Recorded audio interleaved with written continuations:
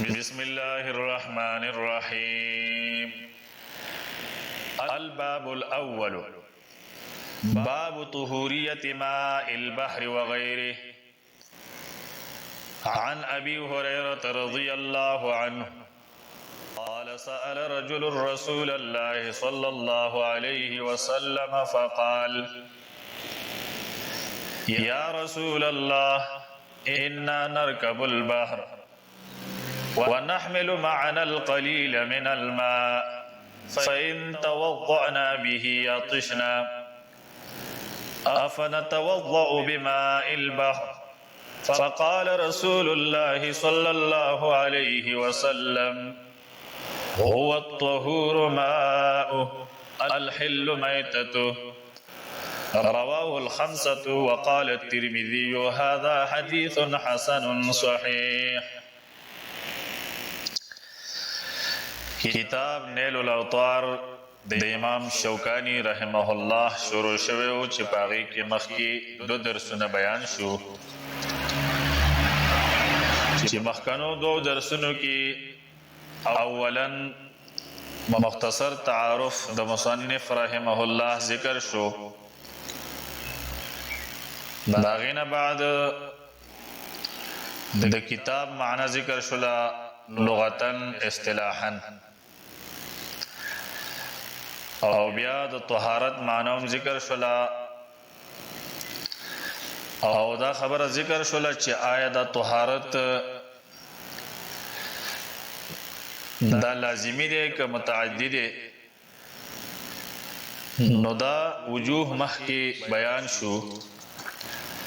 او د طهور او د طهور فرق ذکر شو. داغینه بعد د طهارت لغوی او دارنګي شرعي معنی ذکر شولا، او بیا د تقدیم د کتاب الطهارت وجه ذکر شولا چې کتاب الطهارت مصنفین علما په خپل کتابونو کې د ټولو ناول ولې ذکر کوي. بیا داغینه بعد د باب معنی ذکر شولا چې باب څه ته ویل کیږي، او د ماء معنی ذکر شولا چې اوبه او جمع د ماء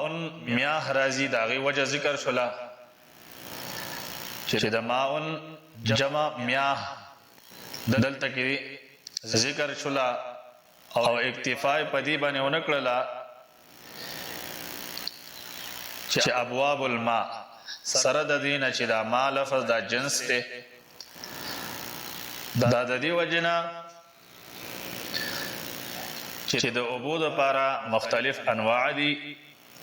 نو میاه په دې وجه باندې جمع راوړله.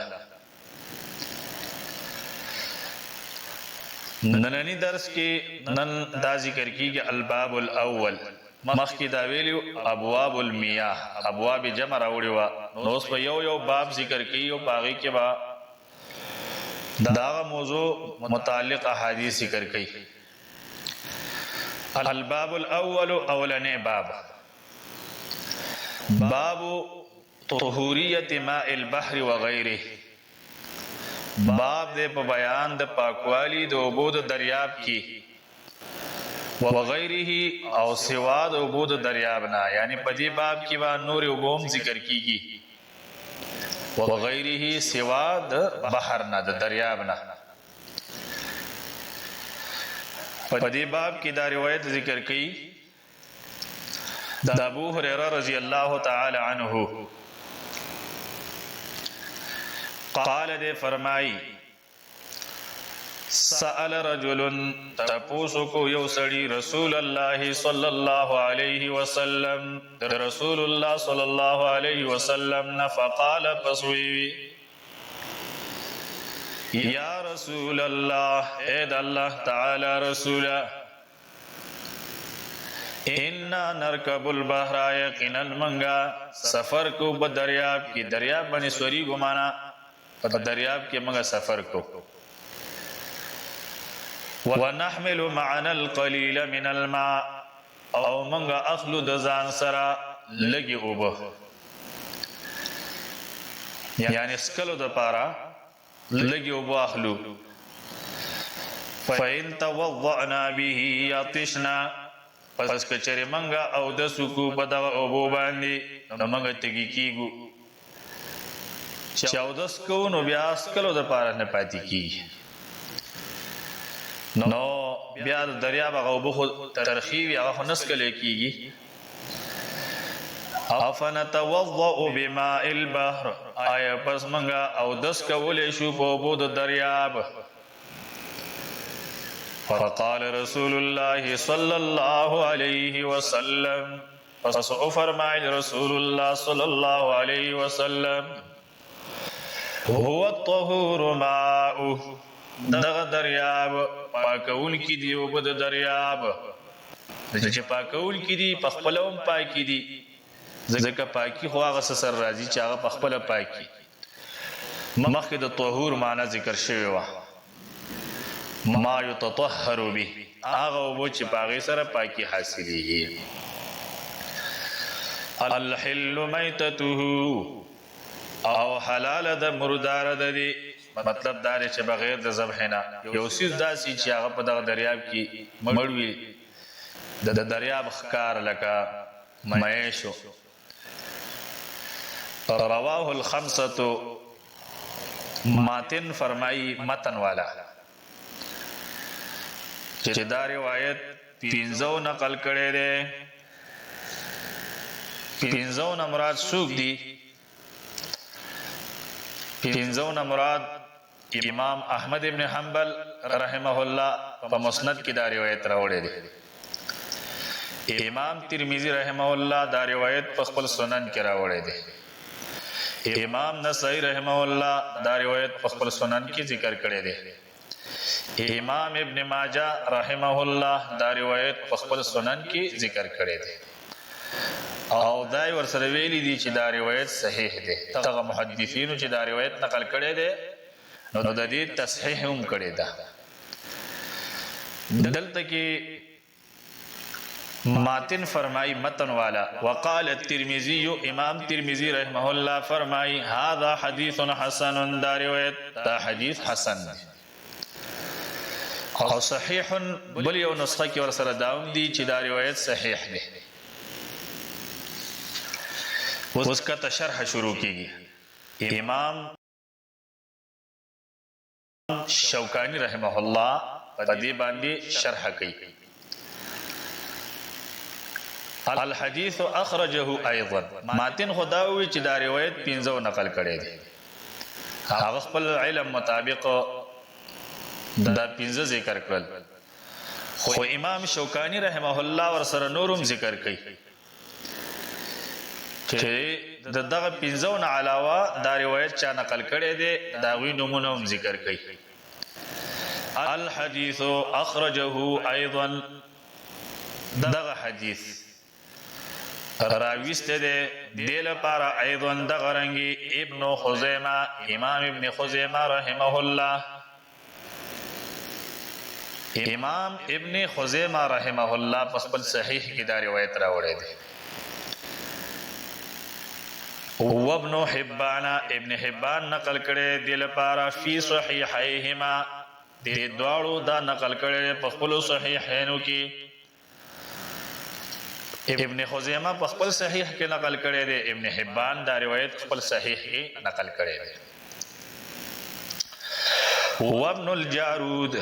او ابن جارود دا روایت نقل کړی فی المنتقى، خپل کتاب منتقى کې، چې دا د حدیثو مستقل کتاب دی. منتقى لابن الجارود منی مشهور دی، او هغه دا صحیح سند سره نقل کړی دی. امام حاکم رحمه الله دا روایت نقل کړي په مستدرک کې، او امام حاکم دې ته صحیح ویلي دي، خو امام حاکم تصحیح لپاره علما اعتبار نه ورکړي سو پورې چې د سره موافقت امام ذهبي نوي کړي. دیو جنا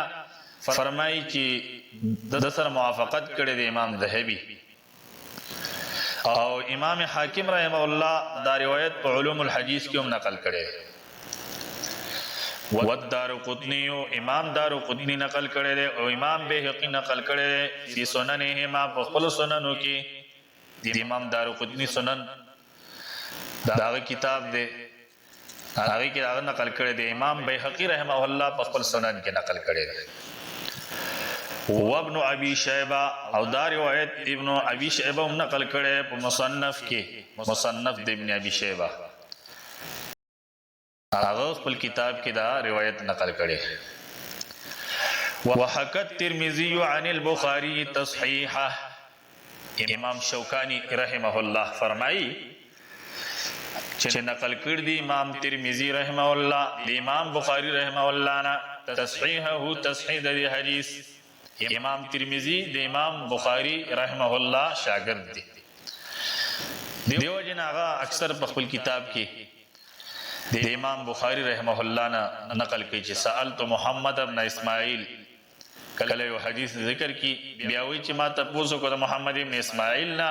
د حدیث باره کې نو هغه دا وی دیو جن امام شوکانی رحمه الله فرمای وحكى الترمذي عن البخاري تصحيحه نقل کړي د امام ترمذی رحمه الله د امام بخاری رحمه الله نه تصحیح د حدیث چې امام بخاری وی دا حدیث صحیح دی وتعقبه ابن عبد البر او تعقیب کړ دې د دې خبر ابن عبد البر یعنی په دې باندې اعتراض کړي دي چې امام ترمذی رحمه الله وی چې امام بخاری وی دا روایت صحیح دی نو ابن عبد البر په دې باندې اعتراض کړي دي بیان نو لو کان صحیحا کچره دا صحیح وی دا روایت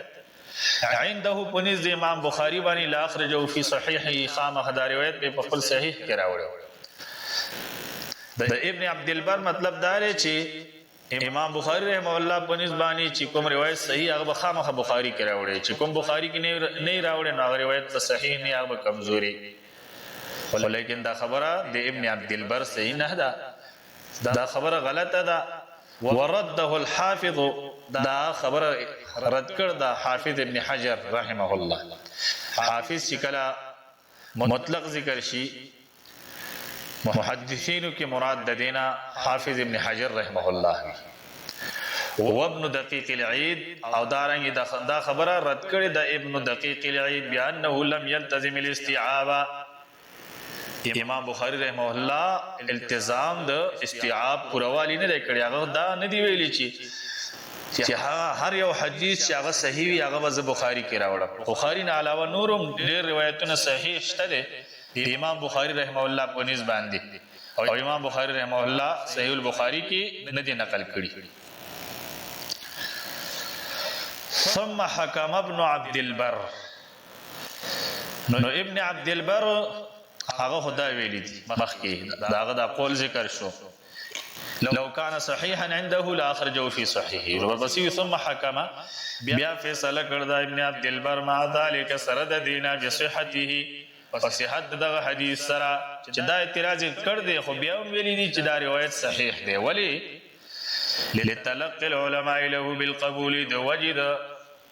اغستلو د علماء د لپاره په قبل اولو سره چې علماء دا روایت قبول کړي دي هغه دا دلیل ګرځول د صحت لپاره چې علماء دا روایت قبول کړي دي نو دا دلیل د صحت دغه حدیث دی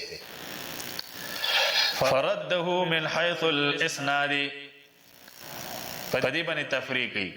فرده بصرت کړي دي ابن عبد البر دغه روایت په حیثیت د سند سره په حیثیت د سند سره دا روایت صحیح نه ده